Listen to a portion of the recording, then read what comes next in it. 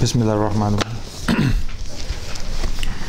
अच्छा, आज का हमारा सेशन मुख्तसर होगा। बेसिकली मेरे जहन में ये था कि पहला सेशन हुआ था बुक रीडिंग पे, how to read a book. उसमें आपको किताब पढ़नी कैसे है और उसमें से मटेरियल निकालना कैसे है वो बता दिया था आपको।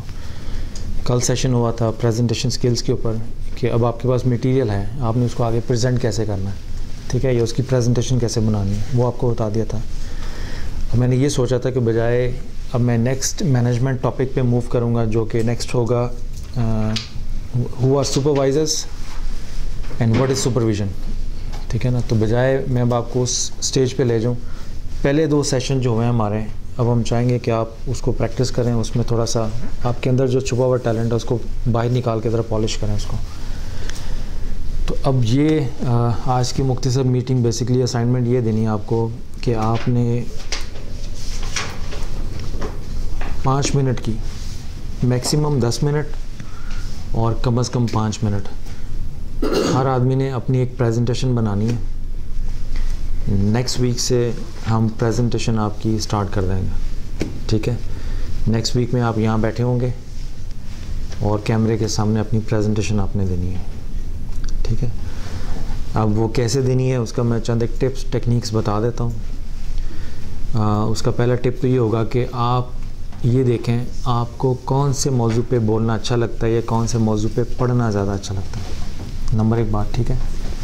अब जिस मौजू पे बोलना अच्छा लगता है या जिस मौजू पे पढ़ना अच्छा लगता है वो कम से कम मेरे ख़्याल में आपके पास उससे रिलेटेड मटेरियल, रीडिंग मटेरियल या कोई ना कोई किताब घर में ज़रूर होनी चाहिए, ठीक है ना। और अगर वो भी नहीं है तो नेट की फैसिलिटी आपको ऑफिस में है, नेट पे आप सर्च करके वो टॉपिक, तो उसकी बेसिक इन्फॉर्मेशन तो आप ले लेंगे। और अगर आप बहुत मुश्किल है तो फिर अखबार के किसी कॉलम को या अखबार के जो मैगज़ीन्स होते हैं या डाइजेस्ट होते हैं उसमें से जो भी आपको पसंद है मौजू, उसके लिए 5 मिनट का या आप 10 मिनट का तैयार करेंगे तो उसमें से 5 मिनट का निकलेगा मवाद, तो आप उस पर टॉपिक तैयार कर लें, ठीक है। सबसे पहले ये ज़हन में रखिएगा कि आपको क्या अच्छा लगता है। नंबर 2 बात ये ज़हन में रखिएगा कि जो चीज़ या जो टॉपिक आपको अच्छा लगता है क्या वो दूसरों को भी अच्छा लगेगा, ठीक है। क्योंकि ऑडियंस की नीड का आपने ज़हन में रखना है कि जो चीज़ अच्छी लगती है ज़रूरी नहीं कि वो दूसरों को भी अच्छी लगे। तो कोई ऐसा टॉपिक जो आप समझते हो कि दूसरों से शेयर करेंगे तो उनकी ज़िंदगियों में या उनको सीखने में कोई ना किसी एंगल पे कोई फ़ायदा होगा, ठीक है। फिर उसका टॉपिक डिफ़ाइन करना है आप। मौजू है, मिसाल के तौर पे इस्लामियत एक मौजू है।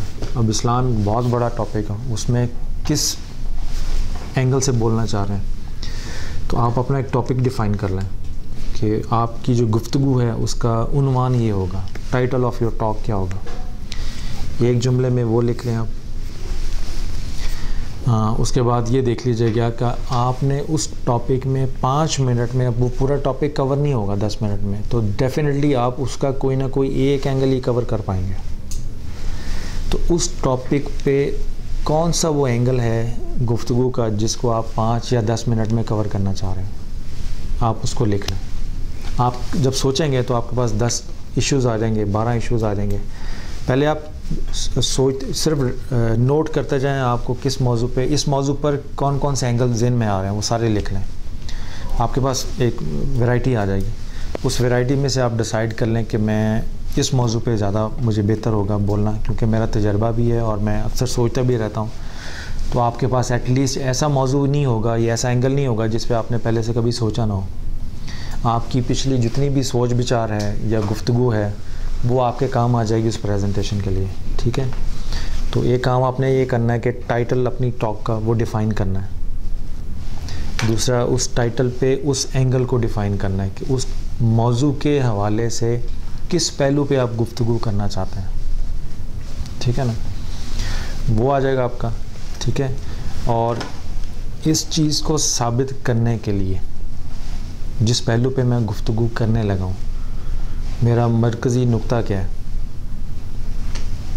ठीक है ना। मिसाल के तौर पे आप सीरतुन नबी एक मौजू है आपका, ठीक है। आपने डिसाइड कर लिया मैंने सीरतुन नबी पे बात करनी है। अब सीरतुन नबी बहुत बड़ा मौजू है, उसके 1000 पहलू हैं। तो आप ये समझते हैं कि मैं हज़ूर सल्लल्लाहु अलैहि वसल्लम के बहैसियत बाप होने की जो उनका कैरेक्टर है, उनकी शख्सियत का जो ये पहलू है बाप होने का, मैं उस पर गुफ्तगू करूँगा। तो आपका सब्जेक्ट क्या हो गया? सीरतुन नबी। आपकी टाइटल टॉक का क्या होगा कि हज़ूर नबी करीम सल्लल्लाहु अलैहि वसल्लम बहैसियत शफ़ीक बाप। ठीक है, अब ये हो गया, 2 चीज़ें डिसाइड हो गई। अब आपने तीसरी चीज़ ये डिसाइड करनी है कि बाप तो हैं वो हज़ूर सल्लल्लाहु अलैहि वसल्लम, मगर एक बेटी के भी बाप हैं और एक बेटे के भी बाप हैं। तो 2 पहलू आ गए ना आप आपके। तो आप ये डिसाइड करें कि आपने बहैसियत बाप का बेटी से जो ताल्लुक़ होता है उस पे बात करनी है, या बाप का बेटे से जो ताल्लुक़ होता है उस पे बात करनी है। आगे फिर वैरायटी आ गई आपके पास। ठीक है ना। अब आप ये मिसाल के तौर पे अगर आप चाहते हैं कि बाप और बेटी का जो ताल्लुक़ है इसको ले लें, क्योंकि ये बहुत कम डिस्कस होता है। बेटे के हवाले से तो बहुत ज़्यादा डिस्कशन होती है हमारे मुआशरे में। अब जब आपने एंगल पिक करना है तो आपने ये देखना है कि हमारे मुआशरे में या इस पाकिस्तान में बोलते हुए या इस क्लब में बोलते हुए आप वो जो पहलू पिक कर रहे हैं डिस्कशन के लिए उसका रेलेवेंट क्या है, यहाँ उसकी ज़रूरत क्या है। बेटे पे भी तो बात कर सकते हैं, बट अक्सर व बेशतर आप अपने मुआशरे को स्टडी करेंगे तो बेटी के होने पे ज़रा अफसोस होता है, बेटे के होने पे खुशी मनाते हैं। तो आप उस पहलू को ले लें जो इस्लाह तलब ज़्यादा है मुआशरे का।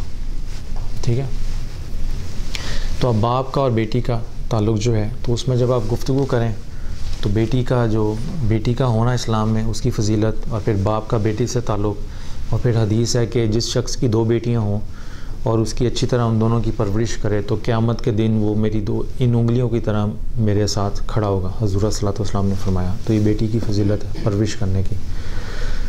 अब आपने मौजू पहले सेलेक्ट कर लिया, फिर टाइटल अपनी टॉक का, फिर उसका पहलू डिसाइड कर लिया कि पहलू किस पे बोलना है, और फिर जब आप उस पर बात करेंगे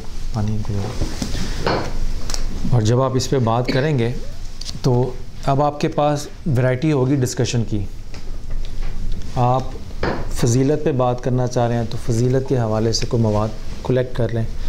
आप उस मौजू पर जब बात कर रहे हैं तो किसी ख़याल को, नेगेटिव ख़याल को या नेगेटिव प्रैक्टिस को जो सोसाइटी में हो रही है उसको रिजेक्ट करना है, तो आप उसके अपने पॉइंट ऑफ व्यू के डिफेंड के लिए आप आर्ग्यूमेंट ले लेंगे। तो कुछ होंगे ही हदीसें, कुछ कुरान पाक की आयत होंगी, ये दलाइल हो जाएंगे। और उन हदीसों को और आयत को अगर आपने थोड़ा सा और विजुअलाइज़ करना है तो आप स्टोरी भी डेवलप कर सकते हैं, कोई वाक़े की शक्ल में भी बयान कर सकते हैं। अब ज़हन में ये रखना है कि आपके पास मिनिमम 5 मिनट और मैक्सिमम 10 मिनट होंगे, इससे ज़्यादा आपकी टॉक हो नहीं सकेगी। तो आप 5 मिनट में या 10 मिनट में या 6 मिनट लग जाएं, आप 4 में 8 मिनट लग जाएं, आप सब कुछ कवर नहीं कर सकते। ठीक है, तो आपने बड़ी रिसर्च करके, अगर गुफ्तगू पहले ख़त्म हो जाए तो ये बेहतर है। अगर 10 मिनट में कवर ना हो जाए, ना हो सके, तो ये खामी हो जाएगी आपकी। ठीक है ना। तो अगर ज़ाहिर है अगर जब फ्यूचर में कहीं बोलने जाएंगे तो वो कहेंगे जी आपके पास सिर्फ 10 मिनट है। तो अगर आप अपनी गुफ्तगू 8 मिनट में ख़त्म कर लेंगे तो ऑर्गेनाइज़र ये एतराज़ नहीं करेगा जी 2 मिनट बाकी आपने बात नहीं क्यों नहीं की। वो खुश होगा कि वो 2 मिनट उसको आगे एक्सटेंड करने के लिए किसी और को दे देगा। तो अगर आप 10 से 15 मिनट या 12 या 13 मिनट जाएंगे तो वो इरिटेटिंग होगा ऑर्गेनाइज़र के लिए, और शायद फिर उसको हो सकता है अपने आप प्रोग्राम को मैनेज करने की डिफ़िकल्टी हो। तो जब भी किसी जगह जब आप बोलने जाएंगे तो पहले ये पूछिएगा मेरे पास टाइम कितना है, क्योंकि एंटायर डिस्कशन का दारो मदार आपका ये होगा कि आपको ये पता हो कि आपके पास वक्त कितना है। और जब आप बोल रहे होंगे तो फिर जहन में वक्त भी जहन में रखना और फिर गुफ्तगू भी जारी रखना ये डिफ़िकल्ट हो जाता है। तो बेस्ट तरीका इसका ये होगा कि अगर आपके पास घड़ी है उतार के सामने रख लें, ठीक है ना। और अगर आप लैपटॉप पे दे रहे हैं तो अगर उसमें पावर पॉइंट की प्रेजेंटेशन अगर नहीं है तो घड़ी भी होती है लैपटॉप की स्क्रीन पे, वो आप देख लीजिए। कोई ना कोई ऐसी इंडिकेशन ज़रूर रखें जिससे आप गुफ्तगू करते वक्त मुख्तसर घड़ी पे नज़र दौड़ा के ये देख लें कि आप टाइम से बाहर तो नहीं जा रहे। इससे आपको ख़ुद हेल्प मिलेगी कि अपनी गुफ्तगू को समेट सकते हैं। ठीक है, ये क्लियर हो गया। ठीक है, और गुफ्तगू में टॉपिक पे बात करने के अलावा आपके पास ये ऑप्शन भी है कि अगर आप किसी किताब को मुतारिफ़ कराना चाहें, हम यानी खुली छुट्टी है, सिर्फ आपको टाइम दे रहा हूँ मैं आपको कि जो जिस मौजू पे बोलें या 5 मिनट से कम ना हो या 10 से ज़्यादा ना हो। अगर आप मौजू पे डिफ़िकल्ट फील करते हैं तो कोई घर में ऐसी किताब उठा लें जो आपको अच्छी लगती है, ठीक है ना। और अगर आपने किताब पे डिस्कशन करनी है तो उसका तरीका ये होगा कि आप पहले किताब से मुतारिफ़ कराएंगे ऑडियंस को कि मेरे पास ये किताब है, इसका ये नाम है, इसका ये ऑथर है और ये इस मौजू पे है। अब आपने ये बताना है ऑडियंस को कि मैंने ये किताब क्यों पिक की, आपको बताने के लिए उसकी वजह बतानी है आपने। किताब में क्या है वो तो बाद में बताएंगे ना आप, पहले आपने अपनी वजह बयान करनी है कि आपने ये किताब क्यों सिलेक्ट की, क्यों अच्छी लगी कि आप इससे बाकी लोगों को मुतारिफ़ करवाएं। ठीक है। और फिर जैसे मैंने पहले सेशन में कहा था, थोड़ी सी इन्फॉर्मेशन आप किताब के मुतालिक रख लें कि ये कब लिखी गई, मुसन्निफ़ ने ये क्यों लिखी। एक तो ये है कि आपने क्यों पिक की, वो आपकी अपनी ज़ाती वजह होगी। फिर मुसन्निफ़ ने क्यों लिखी, ये मुसन्निफ़ की वजह होगी। और फिर इस किताब से आप मुतारिफ़ करवा, मिसाल के तौर पे अब मैं आपको एक किताब का तारुफ़ करवाता हूँ। हादिए आलम में किताब लिखी गई है। ठीक है। सीरतुन्नबी पे बेशुमार किताबें लिखी गई हैं, वो भी सीरतुन्नबी पे है। मोहम्मद वलीउद्दीन राज़ी की है किताब, आपको मार्केट में ईज़िली अवेलेबल मिल जाएगी। अब दिलचस्प बात यह है कि आप मुझसे पूछेंगे कि सीरतुन्नबी पे बेशुमार किताबें हैं, आपने ये किताब क्यों मुंतखब की। तो मैं ये कहूँगा कि मैंने ये किताब इसलिए मुंतखब की कि ये 200 सफ़े से ज़ायद पेजेस की किताब है, मगर दिलचस्प पहलू इसमें यह है कि इस किताब में 200 सफ़े लिखे गए हैं। इन 200 सफ़ात में कोई एक लफ्ज़ भी ऐसा नहीं लिखा गया जिसके साथ नुक्ते लगते हों। उर्दू ज़ुबान में है, उर्दू में कोई भी ऐसा लफ्ज़ नहीं जिसके साथ नुक्ते लगते हों।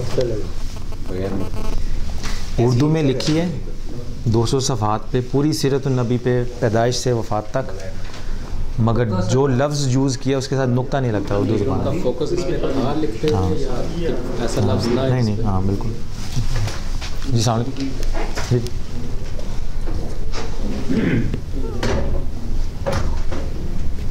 अच्छा मैं लेता हूँ, ठीक है। बस नातों की भी एक ऐसी किताब है सर, ये इजहार अकीदत का या अकीदत पेश करने का एक तरीका होता है कि ये इस एंगल से उसको लेते हैं, बग़ैर नुकात के किताबें। और ये अरबी में भी रवाज रहा है कि बग़ैर नुकात के ये हदिया अकीदत पेश करने का एक तरीका होता है हुज़ूर सल्लल्लाहु अलैहि वसल्लम की बारगाह में। तो ये अब बाकी सीरतुन्नबी की किताबें आप पढ़ते रहे होंगे, मगर इस किताब को सिर्फ देखने का ही एक जहन में आ जाता है कि हम एक पैराग्राफ बग़ैर नुक्ते के नहीं लिख सकते। तो उन्होंने 200 सफ़े की किताब पूरी सीरतुन्नबी पे बग़ैर नुक्तों के लिख दी, लफ्ज़ ऐसे इस्तेमाल हुआ। ठीक है। अब आप ये बताएं कि ये जब हम नेक्स्ट वीक स्टार्ट करेंगे तो किस तरह से स्टार्ट करें, इस तरह सबको जमा करके प्रेजेंटेशन करवाएं या प्रेजेंटेशन रिकॉर्ड करके सब जमा होके देखें। पहले सर ये बताएं कि इसमें जो प्रेजेंटेशन होगी स्लाइड्स वगैरह की ज़रूर ज़ुबानी, कोई स्लाइड कोई पावर पॉइंट कुछ नहीं होगी, जिस तरह मैं गुफ्तगू कर रहा हूँ बस इसी तरह होंगे। जब आप वर्बल हैं, हाँ प्रोफेशन से रिलेटेड कोई चीज़ नहीं होगी। जी बिल्कुल, ये बिल्कुल कर सकते हैं। उसका मैं आपको तरीका बता देता हूँ। एक तो ये आपके पास कार्ड्स आएंगे, मिल जाते हैं मार्केट से, मैं अपना अक्सर रखता हूँ।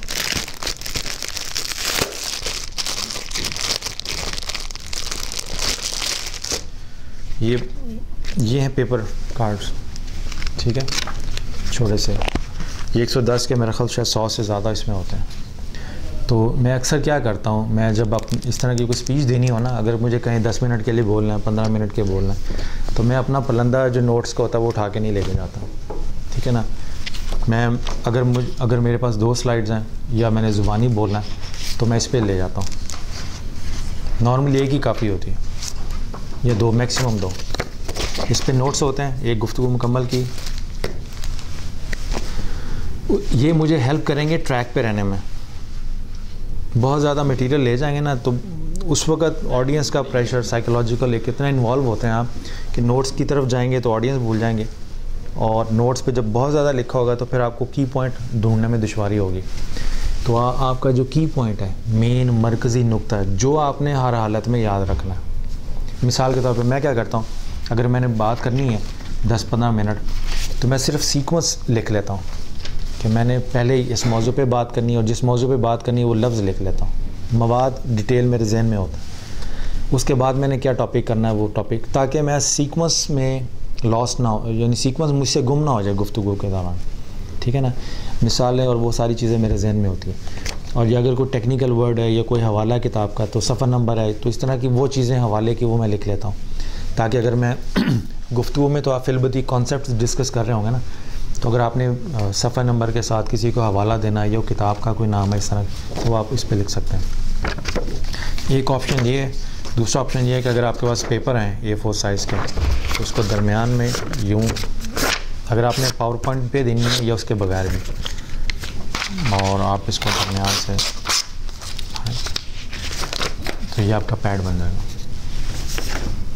ठीक है, ये स्लाइड 1 होगी, ये स्लाइड 2 होगी, इस तरह भी हो सकता है आपका। और अगर आप वो किताब साथ भी रखें तो अच्छी बात है, क्योंकि इतना वो फुल फ्लैज लेक्चर तो है नहीं कि आपने पूरी अंबार वो किताब साथ रखें दिखाने के लिए, मगर उस किताब के जो पॉइंट्स हैं, नोट्स हैं, अब उसमें आप ये कर सकते हैं कि स्लाइड 1 पे आप किताब के मुतालिक इन्फॉर्मेशन वो लिख लें जो आप हमें बताना चाह रहे हैं, तो बजाय कि उसमें आप गुम हो जाएं, तो इस स्लाइड के ऊपर सिर्फ किताब से मुतालिक मौज़ूआत इन्फॉर्मेशन होंगी, और इस पे वो वजह और वो रीज़न होगी और वो मालूमात होंगी जो किताब से मुतालिक आप हमें बताना चाह रहे हैं, मौजू से रिलेटेड।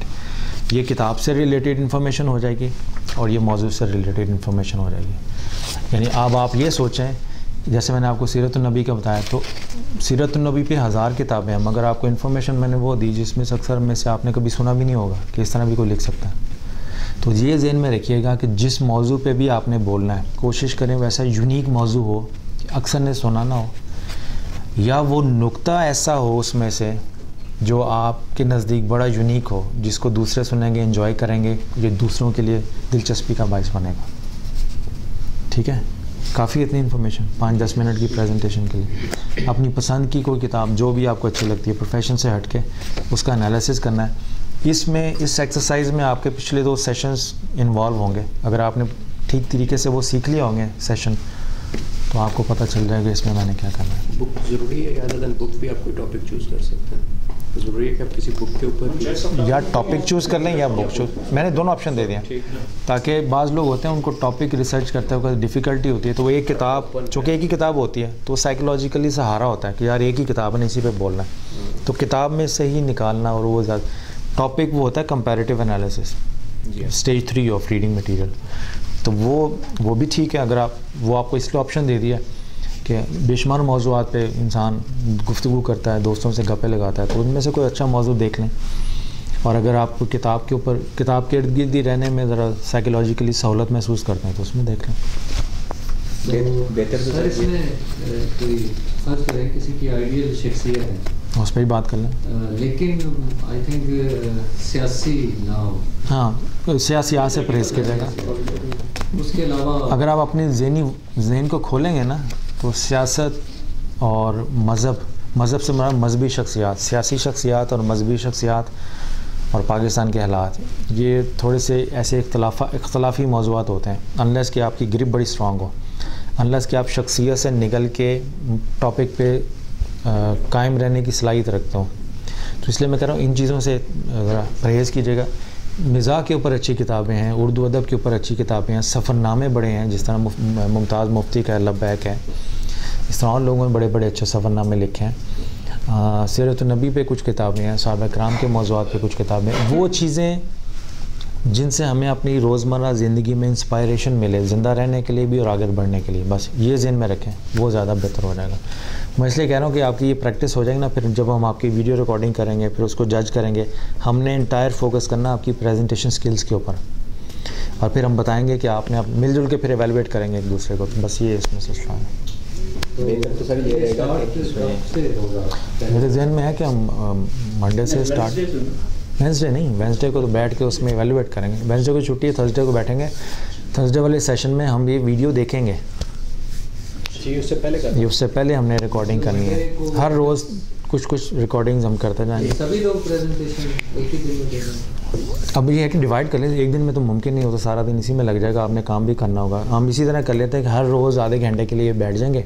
अगर 10 मिनट की एक प्रेजेंटेशन है, तो अगर हम 10 20 30 10 के 2, हाँ, तो 2 नहीं है, 1 घंटा बहुत लंबा हो जाएगा। हम यूँ कर लेते हैं ना कि 30-40 मिनट्स में ना 3 प्रेजेंटेशन ले लिए रिकॉर्ड कर लेते हैं, ठीक है ना। तो अब मैं नाम आपको बता देता हूँ, आप अपनी तैयारी कर लें। अब हमने ऐसा नहीं ये करना है, कैमरा रेडी होगा, फैसिलिटी रेडी होगी, और बाकी लोग अगर तशरीफ़ लाएँ तो अच्छी बात हो जाएगी, ठीक है ना।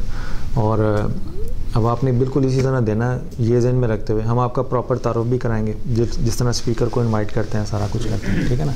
अब आप क्लब के एम्प्लॉय नहीं होंगे, उस सब्जेक्ट पे एक अथॉरिटी होंगे, तो ये जहन में रख के आपने वो डिलीवरी करनी है, ठीक है ना जी। सर मेरी अगर ऑडियंस मतलब सभी हो तो ज़्यादा बेहतर। मैं वही कह रहा हूँ ना, अगर तो सीखना है वो, हाँ अगर सभी हो जाए तो वो बहुत बेहतर हो जाएगा। डेली आधे घंटे के लिए जमा होना कोई मसला नहीं होगा। कॉन्फिडेंस ज़्यादा डेवलप हाँ हमारी जो छोटी-मोटी काम है ज़्यादा बेहतर। हाँ बहरहाल जिसकी प्रेजेंटेशन है वो तो डेफिनेटली होगा।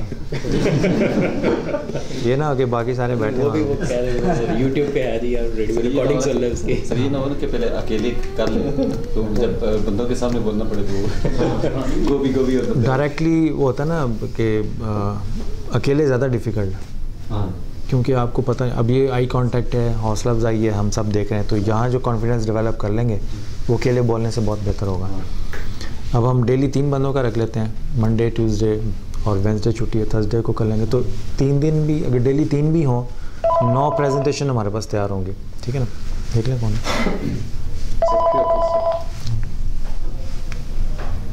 हेलो हेलो अच्छा मारो, ठीक है। तो अब नाम आमिर लिख लेना। आपने जेन में ये रखना है कि मंडे को ही होनी है आपकी। अगर कोई का स्किप हो गया ये मत सोचिएगा जिस दिन नाम मैं बता रहा हूँ उसी दिन होगा। मंडे को होगी, ये भाई जाके देख लेना कौन है। मंडे को बिस्मिल्लाह करते हैं, भट्टी साहब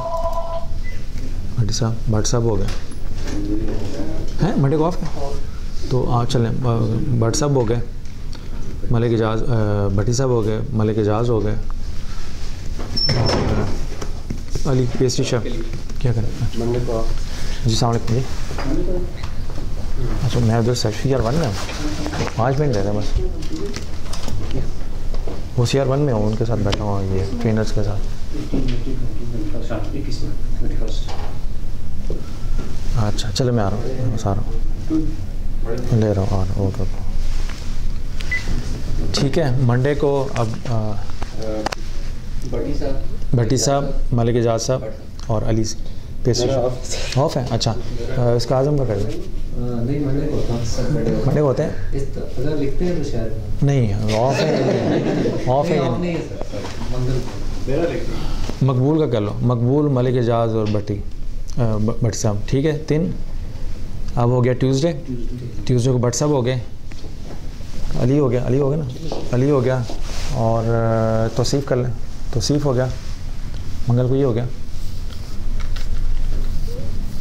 और ये हो गए, यानी 2 हो गए ना, 3 और 3 6 हो गए ना लोग, 6 लोग हो गए।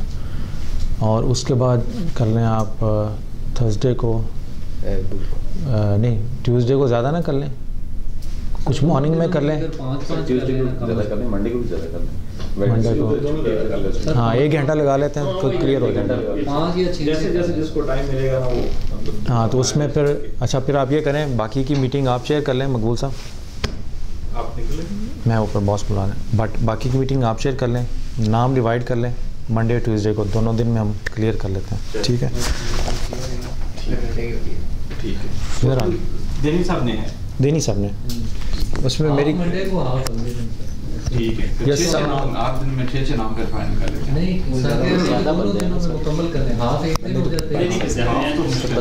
हाफ ना हो, मतलब कि आप यूँ कर लें ना, आप यूँ कर लीजिए कि सर ये एक लिमिट जो हमने 5 मिनट्स की रखी, 5 मिनट की रखें, मैक्सिमम रखें क्या, मैक्सिमम 5 हाँ 5 मिनट 5 मिनट मैक्स रखें। दे रहे हैं सारे 10 मिनट तो नहीं बोलेंगे।